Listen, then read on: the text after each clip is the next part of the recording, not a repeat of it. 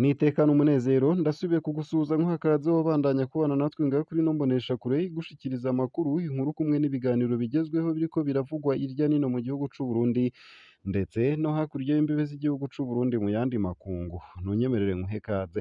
Ndaguhaye mwiriwe cange mwaramutse bivanye n'aho udukurikira uherereye kuri uwu munsi w'Imana w'igenekerezo rya gatatu z'ukwezi kw'icenda umwaka w'ibihumbi bibiri na mirongo ibiri na gatatu. Wowe udukurikira uri mu gihugu c'u Burundi ntunyemerere nkuhe mwiriwe neza nanakwipfuriza kugira ijoro ryiza, ndetse nawe udukurikira uri hakurya y'imbibe z'igihugu c'u Burundi mu bihugu bibanyi nk'igihugu ca Kongo, igihugu c'u Buganda, igihugu c'u Rwanda, igihugu ca Kenya n'igihugu ca Tanzania, mwese ndabakengurukiye cane ngaha kuri ino mboneshakure mbipfuriza kugira ijoro ryiza. Ndabahaye kaze. Nokwibutsa ko tugushikiriza amakuru ariko aravugwa mu bisata bitandukanye nk'igisata c'umutekano, ari naco turi buze guheraho muri ano makuru yacu, igisata c'indero, igisata c'inkino, igisata c'agateka ka zina muntu, igisata c'imigenderanire n'ayandi makungu, igisata c'uburimyi n'ubworozi, igisata ca politike, igisata c'ubutunzi ndetse n'ibindi bisata bitandukanye ngaha mu gihugu c'u Burundi. Ico utegerezwa gusa rero nta kindi ni ugufyonda sabone canke subscribe nawe utarafyondako, hama ukabandanya urashikirwa n'amakuru yose, inkuru zose kumwe n'ibiganiro vyose tubandanya gushikiriza binyuriye ngaha kuri ino mboneshakure imwe rudende, ibibatohoreza hama ikabibashikiriza vyose uko vyakabaye kamwe ku kandi atana kamwe kavuyemwo. N'amakuru atari meza ajanye n'umutekano. Mu ntara ya Bubanza abanyagihugu baratekewe n'ubwoba kubera amasase bahejeje kumva mw'ijoro ryakeye, aho abantu babiri aribo baguye mu gitero cabaye mw'ijoro ryo kuri uwu wa gatandatu muri zone ya Buringa muri komine Gihanga mu ntara ya Bubanza. Uko akaba ariko abanyagihugu nyene babwiye SOS Media Burundi yanditse kuri ano makuru. Nayo kandi hakaba hari n'abategetsi bo hejuru bishikiye ahabereye ico gitero. Umugwi warashe wazananye mw'ishamba rya Rukoko hafi y'uruzi Rusizi. Ni amakuru atari meza, ni amakuru adahumuriza tugira tubashikirize ariko aravurwa mu gisata c'umutekano nyene. Umuhari Red Tabara akaba ari wo waraye ukoze igitero muri komine Gihanga mu ntara ya Bubanza, ukaba wanasohoye itangazo rivyemeza. Nijoro amasase yari menshi muri zone Buringa ya komine Gihanga mu ntara ya Bubanza. Pacifique Ninahazwe yandika ko hagati y'isaha zitatu z'ijoro n'isaha zine hari abanyagihugu benshi bamwandikiye bavuga ko bariko bumva urwamo rwinshi rw'ibikoho bikomeye, amagerenade n'inkoho zito zito. Icashobotse kumenyekana ejo nyene nuko abo barwanyi baturiye imodoka ya voiture Toyota Probox, hoba kandi hariho n'iyindi modoka barashe. Ikindi cavuzwe nuko abarwanyi boba bari bazananye muri Repubulika Iharanira Rusange ya Kongo baciye mw'ishamba rya Rukoko. Bahejeje kurasana n'abasirikare b'u Burundi, abo barwanyi bakaba basubiye mw'ishamba rya Rukoko. Uyu munsi hakaba hamenyekanye ko hapfuye abantu babiri bahitanywe n'ico gitero nk'uko narimejeje kubikubwira. N'amashusho y'imodoka yahiye igatokombera nayo akaba yagiye ahabona. Umuhari Red Tabara ukaba wemeza ico gitero. Mw'itangazo uwo muhari washize ahabona wamenyesheje ko wakoze igitero nijoro muri komine Gihanga mu ntara ya Bubanza, uca umenyesha ko waraye usambuye icuma bita antene kiri igihungwe gifasha indege kururukira ku kibuga c'indege ca Bujumbura. Red Tabara yo ikaba ivuga ko ifise abarwanyi mu gihugu bashobora gutera aho bashatse hose. Muri leta y'u Burundi ntaco baravuga kuri ico gitero caraye kibaye ngo bemeze canke bahakane ko ari Red Tabara yarayibateye. Ivyo bikaba bibaye mu gihe mu ndwi iheze Perezida Evariste Ndayishimiye yari i Kinshasa muri Repubulika Iharanira Rusange ya Kongo, aho yagiraniye amasezerano na Perezida Felix Tshisekedi, amasezerano ajanye n'ivya gisirikare. Bikaba bibaye kandi mu gihe ingabo z'u Burundi zimaze hafi imyaka ibiri muri Kongo kurondera Red Tabara. Mu mwaka uheze hoho Reverien Ndikuriyo yanatangaje ko uwo muhari bawuhejeje utakibaho. Ese u Burundi buzokira intambara ryari? Ivyo Red Tabara yaraye ikoze nivyo CNDD FDD yakoze mu myaka hafi 10. Kuva mu mwaka w'igihumbi kimwe amajana icenda n'imirongo icenda na kane gushika mu mwaka w'ibihumbi bibiri na gatatu. nayo yahoze itera mu banyagihugu, yahoze itera mu mabarabara igaturira imiduga, yahoze igerageza gutera ikibuga c'indege ca Bujumbura.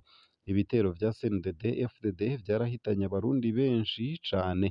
Leta y'ico gihe yavuga ko abatera ari inyankaburundi zikora iterabwoba zigashaka ihonyabwoko, groupe tribalo terroriste génocidaire.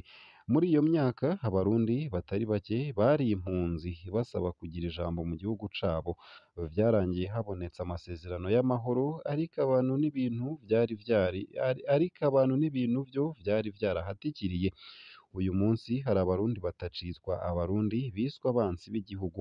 Hari indiri z'abarundi bari mu mahanga leta ya Ndayishimiye idakeneye no kubona. Umurwi munini w'abarundi nta ntambara bakeneye, barazi ko intambara isambura gusa, ariko baripfuza kuba amahoro mu gihugu cabo.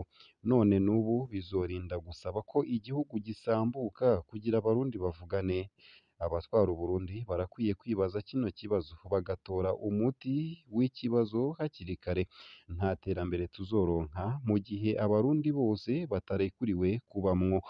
Pacifique Ninahazwa ati nk'uwuharanira agateka ka muntu sinshigikiye intambara. Intambara zirica zigasambura, haba muri kahise haba uno munsi intambara zironona, ariko kandi ndemeza ko akarenganyo kari mu bituma haduka intambara mu bihugu. Ndipfuza cane ko haboneka ikiganiro ciza kitagira uburyarya hagati y'abana b'u Burundi, maze tukubakira hamwe igihugu twubashwemwo twese, tukaririmbira hamwe duti Burundi bwacu. Nayo mu yariko aravugwa hanze y'imbibe z'igihugu c'u Burundi nuko muri Repubulika Iharanira Rusange ya Kongo iminsi mike imbere y'uko ikiringo gihera, ingabo z'akarere ka EAC ziriko zisaba kongerwa ikiringo. Ingabo z'umuryango wa Afurika y'ubuseruko ziri gufasha mu kugarukana amahoro mu ntara ya Nord Kivu mu buseruko bwa Repubulika Iharanira Rusange ya Kongo, kuko higaruriwe n'abagwanyi ba M23, zisaba ko ikiringo cazo cokongerwa inyuma y'uwa munani Nyakanga uza. Ico gisabo catanzwe na Aden Duale, umunyamabanga mu biro vyo kwivuna abansi muri Kenya. Twasavye leta ya Kongo gutegura kongera ikiringo ingabo z'akarere ka EAC inyuma y'itariki ya nyuma ariyo y'uwa munani Nyakanga, kugira ngo izo ngabo zibandanye igikorwa cazo. Uko akaba ariko yatangaje mu mpera y'indwi iheze. Ibihugu bigize umuryango wa Afurika y'ubuseruko EAC vyari vyafashe ingingo ku wa gatatu wa 31 Rusama mu nama igira 21 ya EAC yo kongera ikiringo ingabo z'akarere ka EAC muri Repubulika Iharanira Rusange ya Kongo gushika ku wa munani Nyakanga 2023. Ico kiringo cari caheze ku wa kane igenekerezo rya mbere Ruheshi. Abakuru b'ibihugu babiri, William Ruto wa Kenya na Evariste Ndayishimiye w'u Burundi, ari nawe arongoye umuryango wa EAC, bari bitavye iyo nama yabereye i Bujumbura, mu mugwa mukuru w'ubutunzi w'u Burundi. Mu minsi itatu abari muri iyo nama bararimbuye uko ibikorwa vya gisirikare biriko birakorwa n'ingabo za EAC muri Nord Kivu. Iyo nama kandi yafashe ingingo yo kwegeranya vy'ibanze abagwanyi ba M23 i Rumangabo muri Nord Kivu. Ibikorwa bizoba bicungerewe n'umuhuza w'ingabo z'akarere n'iza FARDC. Ikindi congerako, igenda ry'ingabo za EAC rirashobora kuba kare inyuma y'isuzumwa ritegekanijwe ku wa 15 Ruheshi. Uko akaba ariko biri mw'itangazo rya nyuma rirangiza iyo nama yabereye i Bujumbura. Abanyagihugu bo muri Nord Kivu n'amashirahamwe y'abanyagihugu ntibasiba kwiyamiriza ko ingabo z'akarere ka EAC ataco ziriko zirakora muri Repubulika Iharanira Rusange ya Kongo, kiretse ingabo z'u Burundi zarungitswe muri zone ya Masisi. Ngaha akaba ariho nsoreje ano makuru nari naguteguriye, ariko aravugwa irya nino mu gihugu c'u Burundi ndetse no hakurya y'imbibe z'igihugu c'u Burundi mu yandi makungu. Ano makuru tukaba twayabagejeje ko hariko aravurwa ku ngingo nkuru zibiri zirebana n'umutekano. Iya mbere niyo mu gihugu c'u Burundi nyene, iya kabiri niyo mu gihugu kibanyi ca Repubulika Iharanira Rusange ya Kongo. Mu gihugu c'u Burundi nyene tukaba twabagejejeko inkuru ivuga ku gitero cakozwe na Red Tabara mw'ijoro ryakeye. Red Tabara ikaba yanasohoye itangazo ryemeza ico gitero ko ari yo nyene yagikoze, ariko leta y'u Burundi ntaco irashikiriza kuri ico gitero.